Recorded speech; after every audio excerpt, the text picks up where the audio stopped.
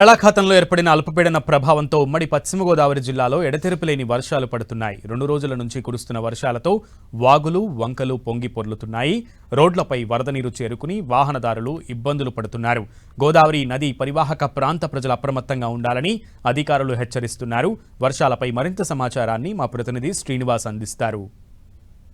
బంగాళాఖాతంలో ఏర్పడిన అల్పపీడన ప్రభావంతో గత 2 రోజుల నుంచి కూడా ఉమ్మడి పశ్చిమ గోదావరి జిల్లా వ్యాప్తంగా కూడా భారీ వర్షాలు కురుస్తున్నాయి. ముఖ్యంగా ఏజెన్సీ ప్రాంతాల్లో కూడా పెద్ద ఎత్తున వర్షాలు పడడంతో వాగులు వంకలన్నీ కూడా పొంగి పొర్లుతున్న సందర్భం అయితే కూడా ఉంది. ఇదే సందర్భంలో నిన్న ఉదయం నుండి కురుస్తున్నటువంటి భారీ వర్షంతో అటు లోతట్టు ప్రాంతాలన్నీ కూడా జలమయమైన సందర్భం అయితే కూడా ఉంది. ముఖ్యంగా అటు పోలవరం వద్ద గోదావరి ఉధృతి కూడా పెరుగుతుంది. ఇదే సందర్భంలో వాగులు కూడా పొంగుతున్నాయి. కొన్ని రిజర్వాయర్లు అయితే కూడా పూర్తిగా జలమయమైన సందర్భం అయితే కూడా ఉంది. జంగారెడ్డిగూడెం వద్ద ఉన్నటువంటి కరటం జలాశయం సంబంధించి కూడా దాదాపు 81 అడుగుల నీటి మట్టం చేరుకుంది. పూర్తి స్థాయి నీటి మట్టం 85 అడుగుల నీటి మట్టంగా అధికారులు చెబుతున్నారు. మరోవైపు అటు చింతలపూడి వద్ద ఉన్నటువంటి తమ్మిలేరు రిజర్వాయర్స్, నాగిరెడ్డిగూడెం రిజర్వాయర్ సంబంధించి కూడా అటు పైన ఎగువను కురిసినటువంటి వర్షాలతో రిజర్వాయర్ అంతా కూడా నిండిపోతున్న సందర్భంతో కూడా ఈ మేరకు నీటిని కూడా త్వరలో దిగువకు తమ్మిలేరుకు వదులుతారనేది కూడా అధికారులు అంచనా వేస్తున్నారు. ఈ నేపథ్యంలోనే అధికార యంత్రాంగాన్ని కొంత అప్రమత్తం చేస్తున్న సందర్భం అయితే కూడా ఉంది.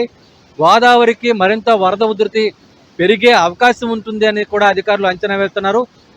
ఈ మేరకు అటు ముంపు మండలమైనటువంటి కుక్కునీరు, ఏలేరుపాడు అటు గ్రామాలకు సంబంధించిన అనేక గ్రామాలకు సంబంధించిన ప్రజలంతా కూడా కొంత అప్రమత్తంగా ఉండాలి. కొద్ది రోజుల క్రితమే వరద ఉధృతి ఏర్పడి అంతా కూడా జలమైన సందర్భం అయితే కూడా ఉంది. మళ్ళీ గోదావరికి వరద నీటి ప్రవాహం పెరుగుతుండటంతో ఆ ప్రాంత ప్రజలంతా కూడా కొంత ఆందోళనకు గురవుతున్నారు. అయితే ఎవరికి ఇబ్బంది కలుకోకుండా అధికార యంత్రాంగం అన్ని చర్యలు తీసుకుంటుందని చెప్పి కూడా జిల్లా కలెక్టర్ వెట్రిసెల్వి అయితే కూడా స్పష్టం చేస్తున్నారు.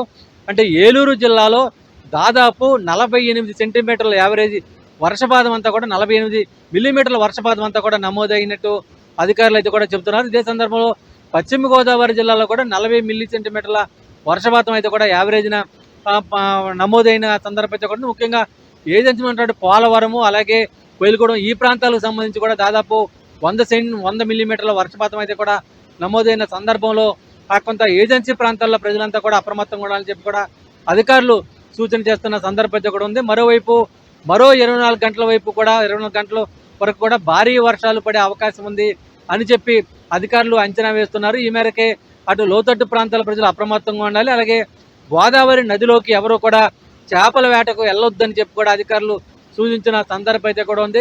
మొత్తానికి సంబంధించి కూడా అటు గత వారం రోజుల నుంచి కూడా గోదావరికి వరద నీటి ప్రవాహం పెరగడం, ఆ తర్వాత వర్షాలు విపరీతంగా కురియడంతో అటు పురాతన భవనాలు ఏవైతే ఉన్నాయో పాత భవనాలు, ఆ భవనాల్లో నివసించే ప్రజలంతా కూడా కొంత అప్రమత్తంగా ఉండాలి.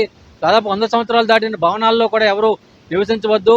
ఆ వర్షం నీటికి మొత్తం భవనాలంతా కూడా నానిపోయి అవంతా కూడా కూలిపోయే ప్రమాదం ఉంటుందని చెప్పి అధికారులు ముందుగానే ప్రజలకు హెచ్చరిస్తున్న సందర్భం అయితే కూడా ఉంది.